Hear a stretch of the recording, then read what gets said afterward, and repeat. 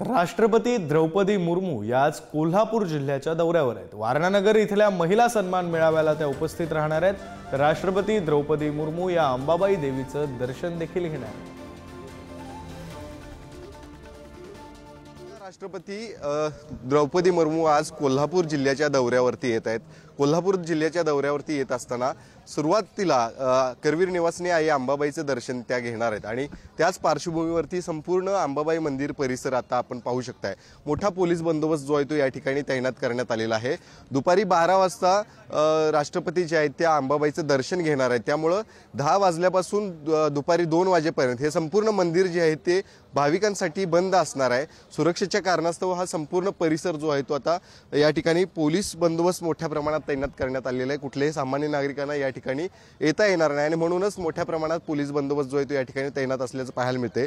तर वारणानगरला कोल्हापुरातून याच अंबाबाईचं दर्शन घेऊन झाल्यानंतर त्या कोल्हापुरातून रवाना होणार आहेत। मात्र सध्या आपण ही कोल्हापुरातल्या अंबाबाई मंदिर परिसरातील दृश्य पाहताय।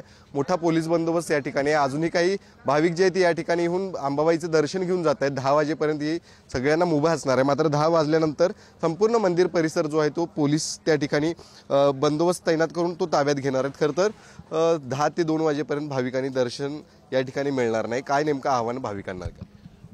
राष्ट्रपती महोदया प्रथमच आई अंबाबाईच्या दर्शनासाठी येत आहेत आणि कोल्हापुरात आल्यानंतर 12 वाजून 10 मिनिटांनी त्यांचं मंदिराकडे आगमन होणार आहे।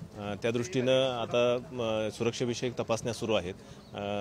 9:30ची आरती झाल्यानंतर आपण 10 वाजेपर्यंत मंदिर त्यांच्या ताब्यात देणार आहे आणि त्या सुरक्षाविषयक सगळ्या तपासण्या झाल्यानंतर त्यांच्या निर्देशानुसार राष्ट्रपती महोदयांचं दर्शन आणि आरतीच्या सगळा झाल्यानंतर पुन्हा मंदिर आपल्याकडे सुपूर्द केल्यानंतर आपण भाविकांसाठी ते खुलं करणार आहे। कॅमेरामॅन ओंकार वळवडेसह शेखर पाटील, पुढारी न्यूज, कोल्हापूर।